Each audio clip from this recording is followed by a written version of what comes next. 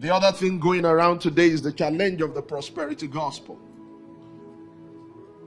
How many of you have watched some videos about that? What's called the prosperity gospel is a concentrated focus of teachings in the church on material acquisition and amassment. And we're coming from a generation where there was so much poverty, and they would say things like, "Is as poor as the church rat," because they believe that the rats living in the church cannot have leftovers. There was nothing. Things were so poor. And from that we moved to a generation where there was a serious emphasis on prosperity. And really, people began to get a lot. Today, you cannot say silver and gold we don't have, because the church, the body of Christ is really having a lot.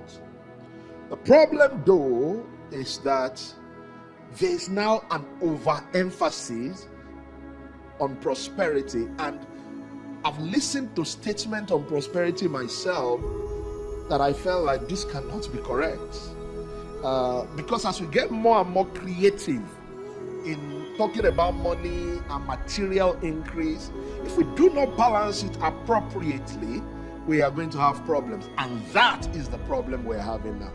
Unfortunately, in correcting those problems, we're having another extreme again. I'm hearing that people are saying God is not interested in your prosperity. I do not believe that. I believe that God is interested in his people doing well, in his people excelling, in his people prospering, in his people having the good things of life, but never at the expense of their soul, never at the expense of their relationship with God. Some people say, as long as you can have it, it doesn't matter how you got it. I say, no, that cannot be correct. It matters a lot how you get it, how you got it. Having it is not enough.